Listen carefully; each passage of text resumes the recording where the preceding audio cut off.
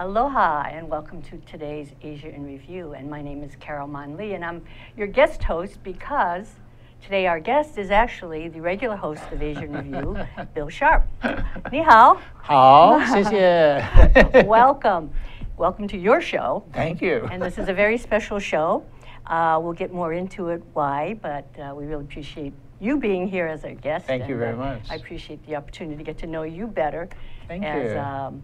A guest and talk about your show. Hey. So, you are one of our leading experts of Asia in Hawaii. Thank you very much. Yeah, so I want to have you tell us more about your background.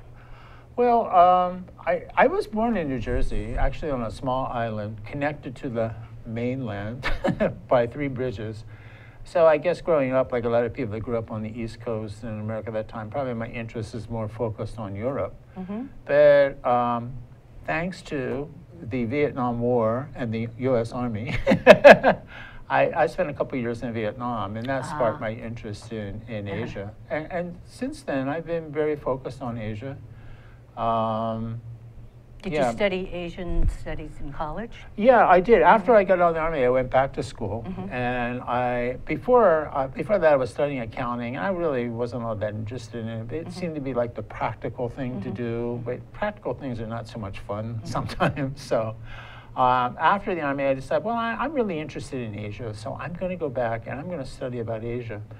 And at that time, curriculums about Southeast Asia, except with a few schools, were not all that well developed, despite the heavy U.S. involvement in Southeast Asia. So it was kind of a choice between Japan and China. And I got interested in China because, for a couple of reasons, you know, the U.S. and China were experiencing a rapprochement. What years were these? This was in the early 70s. And just before Nixon went to Beijing in 1972. And I always was kind of interested, you know, in Vietnam, in the Army, we were fighting Marxism, Leninism, but I'm not sure I really knew what it was, you know, other than it was bad.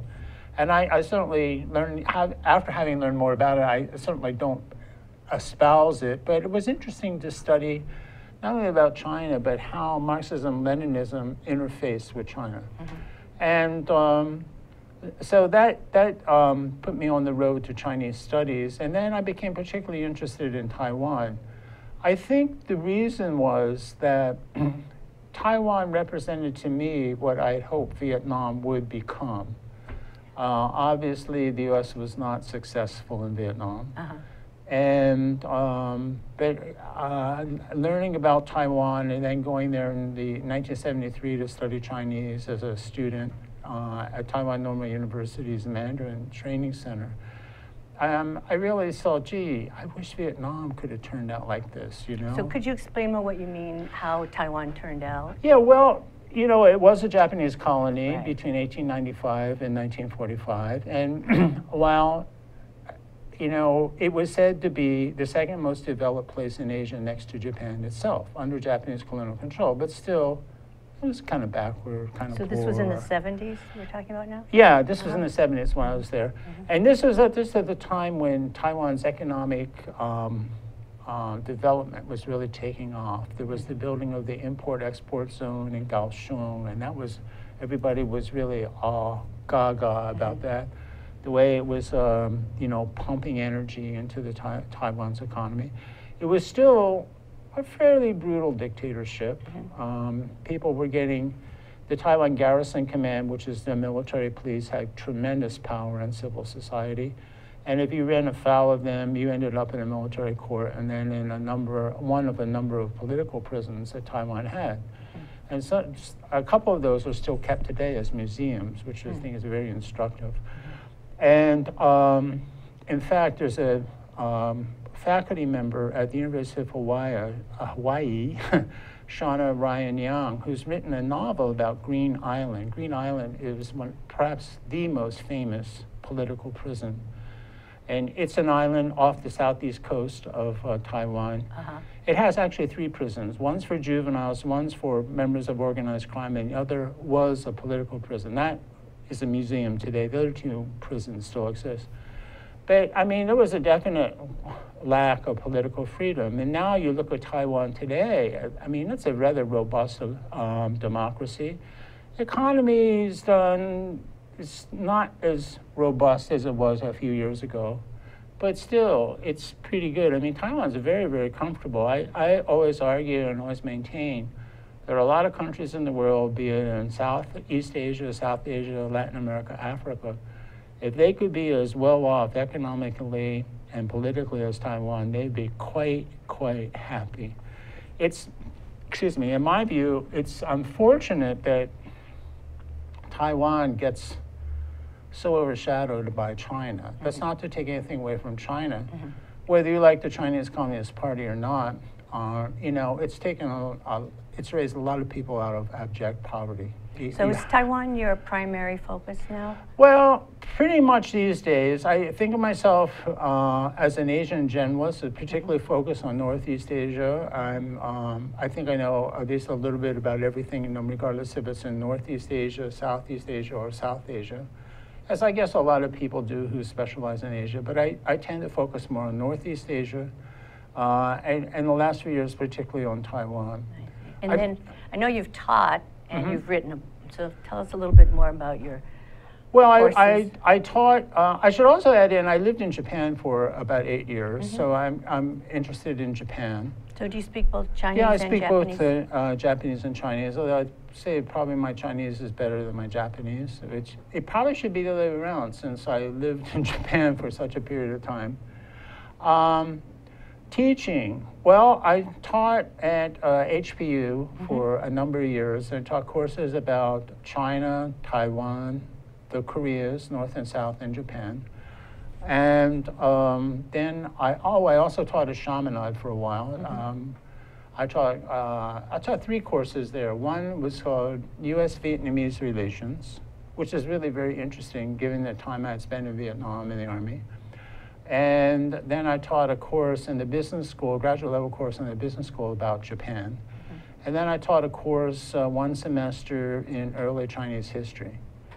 And now I teach a course at UH called Contemporary Taiwan. So you've taught at Chaminade, HPU, and UH. Around the horn, yeah. And I also understand Heald's College. Yeah, I taught writing in Heald College for about 23 years and taught mostly writing, although I did teach some other classes in management and business administration. Writing, you said you've written some books, so tell us a little bit about the books. Right, I wrote a book a few years ago. Well, I should preface that by, I wrote a column for the Star Bulletin, let it rest in peace. And I did that for about 4 years. The column was called Look East. Dick Halloran was writing a column at the time for The Advertiser. You know, I just can't recall what his was called, The Rising East or something like that. We were sort of crosstown competitors, I suppose you would say.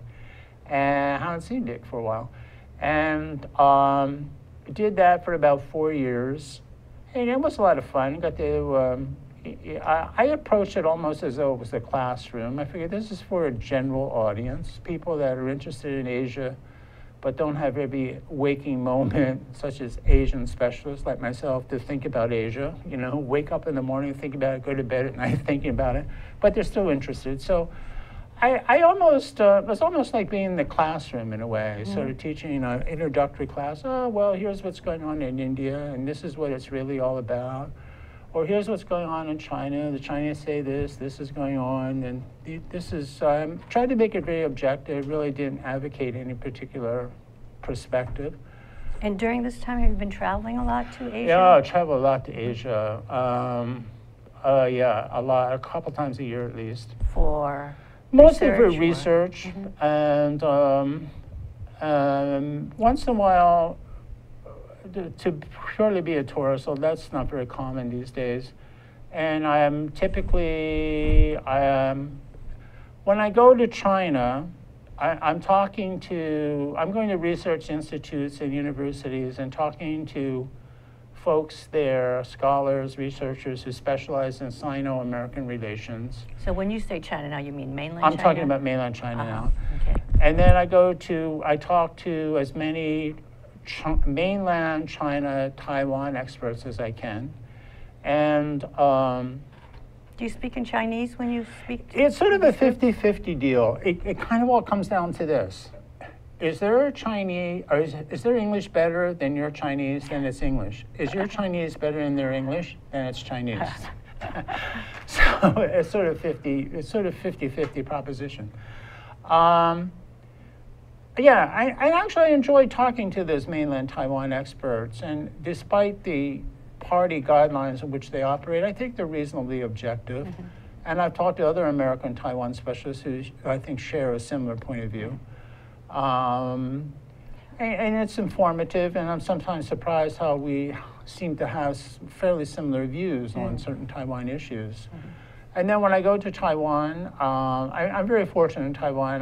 A lot of people have opened their doors to me, and people who I think who say have been in very influential positions in the Taiwan government and Taiwan politics. I've met 2 Taiwan presidents and a former vice president, a person who is vice president now, but when I met him was Secretary General of the Nationalist Party, Secretary General of the Democratic Progressive Party. I've been very fortunate in the people I've had access to. Well, I want to talk a little bit more about Taiwan later, but you've covered your teaching, your writing, your travel. Tell us a little bit more about your show here at Think Tech. Well, this show, Asian Review, losing track of time here, when was it? Well, you know, it's interesting. You know how they say in life, one opportunity comes to a grinding halt, and then all of a sudden another one presents itself. Uh-huh. Well, the good old Star Bulletin was in its closing days. And they realized, well, you know, this column is going to die with the Honolulu Star Bulletin, right? And I was at this dinner, Pacific Forum annual dinner, and Jay Fidel, the one and only of Think Tech Hawaii, he had invited me on his show when he did a radio show for NPR Hawaii at one time. He invited me on there, so I knew him, and I ran across him at the Pacific Forum dinner, and he said, "Hey, we should do a television show about Asia." And I said, I always kind of wanted to do something like this, because when I was an undergraduate at Berkeley, I had a professor, Chalmers Johnson, who did a show on, forget this, at KGO-TV in San Francisco, was about kind of like Asian Review. So I thought, oh, that'd be kind of cool to do that, but I don't know how to secure such an opportunity. So Jay said, I said, well, yeah, oh, that's an interesting idea. Well, let's talk about that someday. So that's what we did. Now, in those days, Think Tech was kind of in its nascent stage, and Jay had an office in the Pacific Davis Center. Davis Center, right, yes. Okay. And what we would do is we would commandeer his conference room, and we had one camera. Folks can't see it, but now we've really moved up in the world, and we have about, I can't count how many cameras we have, 5 cameras, 6, 4 cameras, I'm told, and we have a whole lot of lights. We get more lights, we're going to need a makeup artist here. And we're much more sophisticated now than we were then. We have a beautiful studio. A beautiful studio with a waiting room and the whole thing. And in those days, it was me interviewing, an interviewee, and Jay on a camera. Well, before we go to break, I just wanted to tell everybody, share with the audience, that this show, Asian Review, has been such a success that this past December at our annual event, Think Tech Hawaii gave awards to our top series, and that Asian Review received one of our awards. I'm going to show the award on camera. There it is. Oh, thank you. Yes. Wow. So Asian Review epitomized for us the opportunity to talk about important issues relating to Asia, and we thank you for such a great show. Thank you. Yeah, it's been a great opportunity. Yeah, and with that, we're going to take a short break, and we'll be right back. Great. Drink time. Hi, I'm Jay Fidel. I'm host of Hawaii, the State of Clean Energy, which is our flagship show, which plays 4 to 5 p.m. every Wednesday. And the supporters of that show are Hawaii Energy Policy Forum and Hawaii Energy. And luckily enough, we have representatives of both of them right here today to tell you more about what they think about the show. Sharon Moriwaki at my left is co-chair of Hawaii Energy Policy Forum, and she goes first. Sharon? Thank you. Thank you, Jay. I'm so glad that we have this Hawaii, the state of clean energy. This was 2 years ago when we started this, and we have continued it because it's so important, and there's so many developments happening across the state. We hope you'll tune in every Wednesday, 4 to 5. It's wonderful. And Ray is Hawaii Energy. Ray, what is your thought about the same subject? Well, I agree completely with Sharon that we are talking about every Wednesday, 4 to 5. We talk about some of the most important subjects that are affecting the islands now and into the future. Energy, clean energy, we need it. We often run into new ideas that we had not thought about before. We did just today, and I think we're going to have more of that in the future. So come on down and watch us 4 to 5 on Wednesdays, and we'll see what happens. We'll see you then. Aloha. Aloha. Welcome back. My name is Mon Lee, and I am today's guest host for Asian Review with my special guest, who is the regular host of Asian Review, Bill Sharp. So welcome back. Thank you. So I wanted to talk about this wonderful fellowship that you've just obtained, and which means for our audience, there's going to be a little bit of a change in our programming because Bill is going to be going away for a while. So. Well, the TECO, the de facto Taiwan consulate in Honolulu, has been sort of encouraging me to apply for this fellowship for some time. And when my healed college came to an abrupt end, and I think we'll just leave that there, I said, well, I think it's time to take up this suggestion that they've been promoting. So I applied for it. And so who was offering the fellowship? Was this it is the country? Ministry of Foreign Affairs of the Republic of China, in other words, Taiwan. And the whole fellowship is managed through them. And I think it's a pretty generous fellowship. I sort of liken it to Taiwan's form of the Fulbright. And so it gives me a year of research in Taiwan. It pays a stipend, it pays airfare, there's insurance coverage and that sort of thing. And my proposal, well, I should back up a little bit, is I've been so impressed by Taiwan and so galvanized to the Taiwan affair, the Taiwan question, Taiwan situation since the early 70s when I first studied there as a student studying Chinese. And I've been so impressed, as I mentioned in the last segment, about Taiwan's political and economic development, and think that it serves as a great model to other countries. I think Taiwan's got a lot of lessons to teach the world. But I have to admit, on the other hand, that I'm really dismayed and a little disheartened at the polarization in Taiwan society. It's a deeply, deeply divided society. Between? There's all kinds of ways to look at the division. When we talk about Taiwan in political terms, we talk about it as the division between the blue and the green. The blue represents the forces of the Nationalist Party, which today is the governing party of Taiwan, controlling the presidency and the legislature. And have they been in power? Yeah, they've been in power for quite some time, but only a short period of time were they out of power, about an 8-year period of time. And then there's the Green, which is represented by the Democratic Progressive Party and certain minor parties that are associated with it, as there are minor parties also associated with the Nationalist Party. And there's a division there. They're each in their own corner. In a way, there's politics, I think, it's fair to say, are somewhat polarized in this country.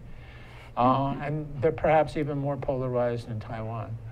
Beyond just political division, there's a division between young and old, between the Taiwan and the north. Northern Taiwan is distinctly different than southern Taiwan, and they're both different from central Taiwan. There's these regional differences. Economics? Are there big Well, disparities? ethnic background, perception, history, culture. The local Taiwanese versus those who came from mainland China? That's another one, and although that might be fading away as time goes by. As time goes by, there's other ramifications too. There's also the Hakka community, what they call the Kujarin. Okay, and we have like the mainlanders, the Taiwanese, often referred to as the Hoklo, and then you have the Kujarin, the Hakkas, but then you also have the Aborigines.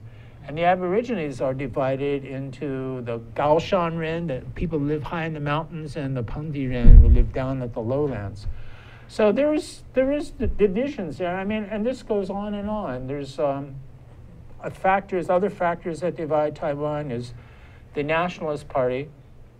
When it came to Taiwan in 1945, after World War II, there was a retrocession. Taiwan was returned to, or given to, depending on your political perspective, the Republic of China under the rule of Chiang Kai-shek. And they took all these assets, mostly land, that the Japanese colonial government had controlled, and put those into the party coffers. And it's alleged that many people took them out of the party coffers and put them into their own pockets. And this is what they call the dangchan, okay, or party assets. And this has been a burning issue in Taiwan that's very divisive, because it's felt that even to this day, that gives the KMT, the Nationalist Party, gives them tremendous advantages in elections. We're going to have all kinds of money to pump into elections. The KMT, the Nationalist Party, is said to be the richest political party in the world. No kidding. What percentage of the population is nationalist? This coming election on the 16th is going to be will give us a really good answer to that. So what's this election for, January 16th? This is going to be, election is going to be for both president and the legislature. And this is going to be a really watershed election. And how often do they do an election? Excuse me, every 4 years. Ah. Yeah, every 4 years. Although some people have suggested that the legislature needs to have midterm elections, such as we have in the U.S. And I think that argument has some feet to it. So there is a candidate from the blue nationalist side and a candidate from the green. And then there's also a person, another candidate who's from a more minor party, and I'm sure he knows he's not going to win, but his participation in the election, as Richard Bush was saying this morning, is essentially that if X number of people vote for his party, then he's guaranteed at least a few seats in the legislature. I see. He knows he's not going to win the presidency, although you could argue that he's very qualified.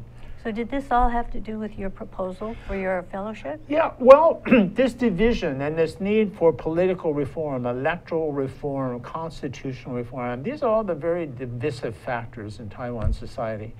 And this all factors into my proposal, the division and reconciliation, nice long academic title here, towards the turquoisation of Taiwan society. Now I get the color reference. Yeah, the turquoise. In other words, I'm looking for a suggestion. I mean, I'm obviously not a citizen of Taiwan, but as an observer, a concerned observer, I'd like to make my suggestion on how this blue and green polarization can be ameliorated. And so if I can come up with ideas that will bring the blue and the green together, well, I hope that might add to the turquoisation of Taiwan society. And I really want to coin that term. I remember as an undergraduate, I thought, I want to create a theory in my life, the sharp theory. I don't know, I haven't thought of any theory, but maybe I can coin a term. Okay. And so your fellowship will allow you to research and write a book or teach a course, or what will as far as I can see now, it'll be basically research. Some schools, other schools in Taiwan that know I'm on my way have asked me to come and make international relations at National Zhongzhi Daxue. And where is that? That's also in Taipei. And you'll be staying in Taipei? Yeah, I'll be staying in Taipei. I'm going to be at the Academia Sinica. In Chinese, it's called Zhongyang Yanzhouyuan. And what is that? Is that a university? It's a, if I do say so myself, a very prestigious research institute. It's like a major university, actually. It has a campus. There's an institute for everything that you can think of. An institute for biology, physiology, statistical analysis, history, sociology, European American studies, political science. I'm in the Institute of Taiwan History. It's really, I think, a fabulous national asset that they have. I really feel very fortunate and very happy that I was able to get sponsorship there.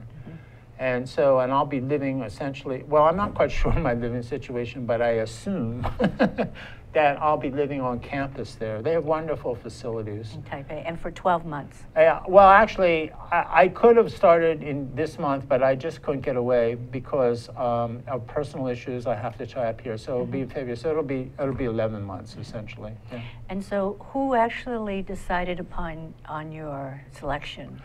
Well, the selection process was you apply, you write out a proposal why you want this fellowship. And so that's what I did. And then you need recommendations. And then your application is sent into the Ministry of Foreign Affairs, and they have a selection committee made up of professors from various universities, and they review your proposal, and then they tell you whether you got it or not. That's step one. Step two is once you get the fellowship, you have to find the university or research institute to sponsor you. It's a little bit like applying for college, you know. Well, I'm going to apply here and here and here and hope I get here and see what happens. Yeah. So I got an offer of sponsorship from two research institutes and 2 universities. I picked Academia Sinica, frankly, because of its reputation. I had stayed there before. I was fairly familiar with the facilities. And I thought, well, I'm interested in a purely Taiwan issue, Institute of Taiwan History. That seemed like the logical place to be.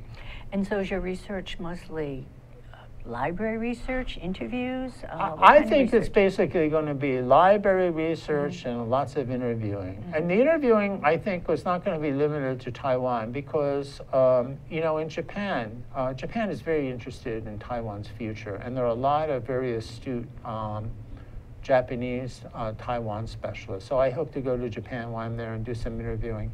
And also there are scholars in Hong Kong universities that specialize in Taiwan.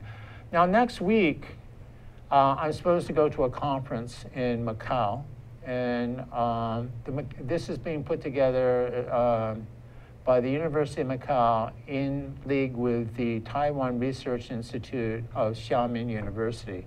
And this is one of China's preeminent Taiwan research institutes. I've visited there before. I met the director and all his key staff members. And I'm not sure just who's all going to be at this conference, but I think it's going to be, like I guess a lot of conferences, a great networking opportunity. And who knows, I might not have to go to Hong Kong to interview people. I might be able to do it right there. Yeah. Okay. Yeah. Well, on that note, we're going to take a little bit of a break, and we'll be right back. This is Carol Mon Lee with Bill Sharp, Asia in Review. Thank you. Aloha! Hello, my name is Patrick Bratton. I'm host of Global Connections here at ThinkTech Hawaii. We broadcast live every Thursday at 1 p.m. We bring Hawaii to the world and the world to Hawaii, talking about international events and various things of interest to the audience. Please join me. I look forward to talking with you and having you get to meet some of my guests. Aloha. Aloha. You can join the Hawaii Farmer Series every Thursday from 4 to 5 on ThinkTech. And I'm your co-host, Matthew Johnson, here with Justine Espiritu. And we are so thankful to have this show to use as a forum to get to know all the movers and shakers in agriculture in Hawaii and hear kind of their background in history as well as their perspective on what they're doing and also the future for agriculture in Hawaii. So join us every Thursday. You can tweet in your own comments and suggestions and be a part of the conversation at Think Tech High. And we hope to see you every single Thursday.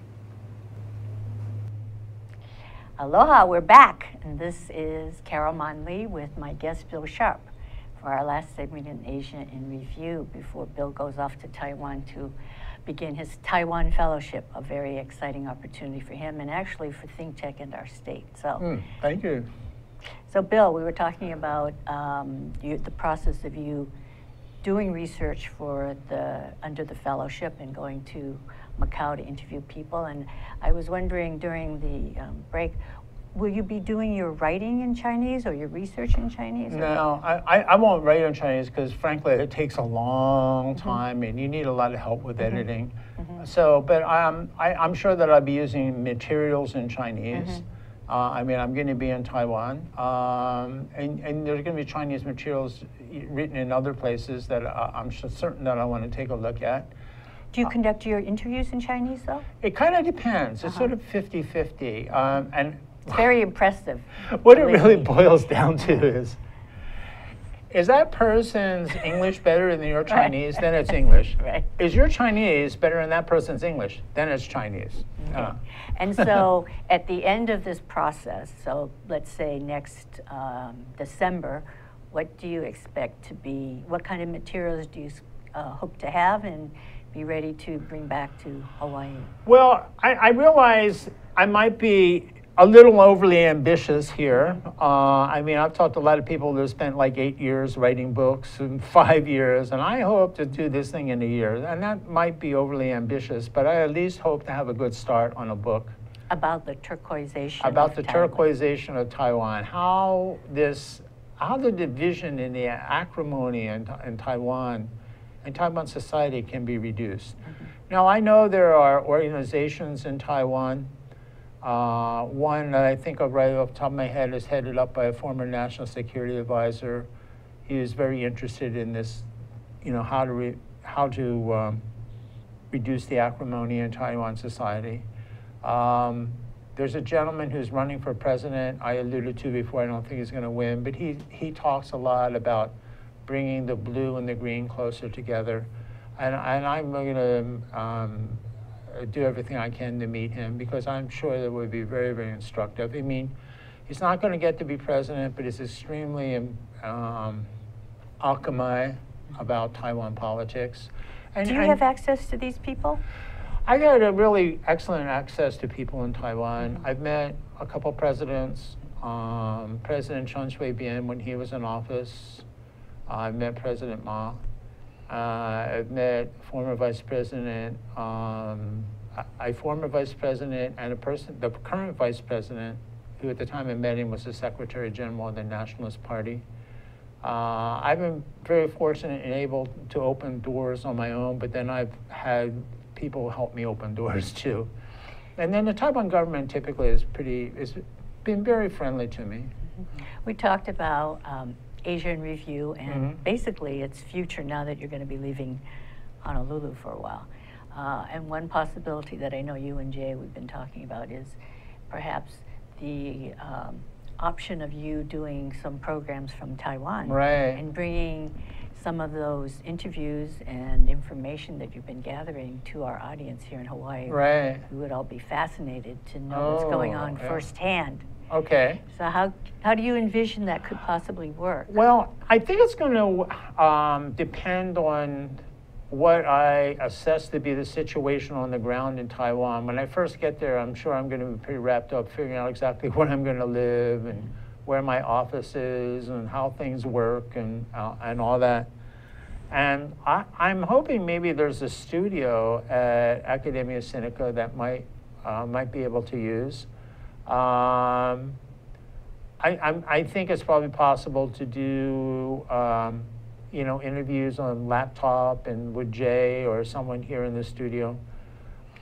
It might be a little bit difficult to interview people on a laptop. That sounds a bit like a stretch to me, but I don't know. I think we'll just have to see what the facilities are on the ground and. Right. Well, we could have Jay from the studio help moderate. We could have maybe 2 Skype things going on, or we could work out something. Okay, okay, we'll have to see what happens. Right, yeah. we'll have to see what happens. And we would love to, as you're researching and writing your book, and as you develop chapters, perhaps maybe an update on particular that'd be areas of great. interest.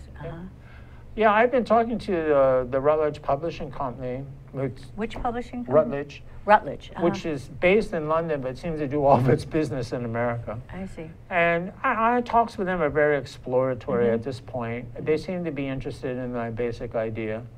And there's no contract at this point, and I haven't submitted a formal written proposal, but just keeping in contact with them.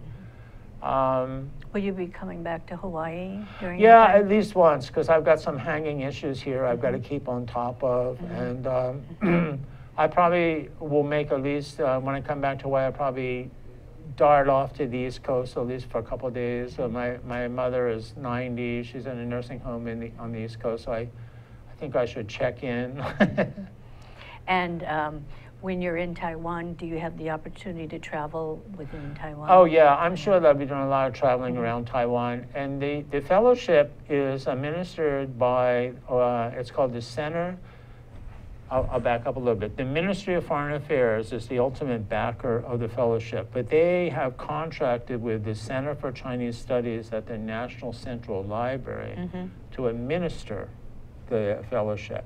And so they, as I understand it, they're planning a number of activities for fellowship recipient awardees during the year. And I'm sure a lot of that's going to be traveling around Taiwan to different points. And Speaking and, right. Right. Do you have a particular hope for where Taiwan goes with the next election? Oh, yeah. Well, I know it sounds terribly political. I hope that regardless of who wins, the Nationalist Party or the Democratic Progressive Party, that the division in Taiwan society can be reduced. I think that perhaps some of the leadership of the past in both parties have put unnecessary wood on the fire. And I hope that Taiwan can become less polarized, regardless of who wins. Do the people in Taiwan look, or how do they think of American politics and our current situation of our presidential campaign, where the different parties are so far apart? I'm not sure that I have a real good answer on that. I think, you know, maybe in a couple months I'll have a better take on that. I think that people in Taiwan generally worry about, well, is America with us or not? Do they really support us? Do they really back up the Taiwan Relations Act?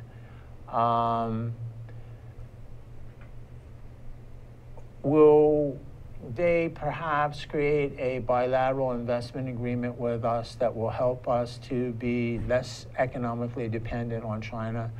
Will they keep up these, I think, excessive demands by the U.S. Trade Representative, USTR? What kind of excessive demands, I guess? Well, for example, you know, U.S. beef was not allowed to be imported into Taiwan because it had ractopamine, I hope I pronounced that right, this sort of chemical additive added into it. And people in Taiwan thought that was generally unhealthy. Well, that's true. People in various Asian countries, Japan, South Korea, had similar qualms about U.S. beef. The U.S. was able to overcome those qualms through negotiation. Taiwan was a bit of a tough nut to crack. But ultimately, they made a compromise on that. And actually, the National Security Advisor at that time, Suu Kyi, he kind of fell on the sword on that. He pushed forward the idea that Taiwan should compromise and let in U.S. beef, ractopamine or not. And it was a lot of political blowback, and he had to resign. Do we export a lot of beef to Taiwan? You know, the U.S. cattle industry has tremendous political clout. My father used to invest in commercial fishing boats on the East Coast, and he would often sort of complain about how much political clout the cattle industry has relative to the fishing industry in America, which is pretty small, really, and doesn't have any significant political clout at all. The issue now is pork. American pork farmers, they want to export pork to Taiwan that has ractopamine. Well, this is a political problem because, you know, Taiwan compromised on the beef issue. The beef industry in Taiwan is not very significant. It's fairly small. And that's because culturally the Chinese like to eat pork more than beef. And the pork industry is huge, and they have lots of political clout. And plus that, people generally don't like this idea of ractopamine, you know? And the U.S. has sort of held up all trade negotiations with Taiwan, a lot of trade negotiations over this pork issue. Well, Richard Bush this morning alluded to the fact that he thinks USTR are too strict on this issue. I've talked to Bill Stanton. Bill Stanton is a former de facto ambassador to Taiwan. Too strict on the issue? Saying, forget this thing, forget the ractopamine, you know, forget this stuff, just, you know, go along with Taiwan's wishes. You're not going to export that much pork to Taiwan anyway. Even if you do, Taiwan pork farmers are going to be able to undersell you. Mm-hmm. Why is USTR being so uncompromising on this? And I just think it hurts the relationship. I would like to see the pork issue go away. On the other hand, I think it has to be said that Taiwan is a little bit of a closed market. I think it wants to be into the Trans-Pacific Partnership, which would greatly help to reduce its economic dependence on China. But there are certain parts of Taiwan's economy that are fairly closed. They have to open up. I mean, the TPP promotes a very high standard of transparency and economic openness. And in some ways, Taiwan is not quite ready to go there yet. Okay. Well, ractopamine? Now, is that another hard word. What exactly is that? It's a chemical additive. I see. It's supposed to make cattle or pigs fatten up faster. All right. Yeah. Okay. Well, we just have another minute or so left before you leave, and we say zaijian. So do you have any parting words or suggestions or thoughts for ThinkTech and for Hawaii and your audience here before you go off to Taiwan? Well, I would like to encourage everybody to pay more attention to Taiwan. Mm-hmm. It's not Thailand. A lot of people, I say Taiwan, they say, oh, the shopping in Bangkok is wonderful. Oh my goodness. And Asians don't have this problem, but Americans do. And there is a Taiwan, and it has a definite story to tell. Yes. It's one of the larger economies in the world. It's a very important U.S. trading partner. I believe people in Taiwan essentially believe in the United States. They have great trust in the United States. And I like to see the relationship further developed. Great. Well, Bill, we're going to miss you very much. Thank you. ThinkTech will miss you, and your students will miss you. Thank you. But we look forward to hearing from you on a regular basis. Okay. And see you when you come back. Okay, thank you very much. Thank you. Thank you. And I want to show you the award again that ThinkTech bestowed on Asian Review last year as one of our top series. Thank you. Thank you.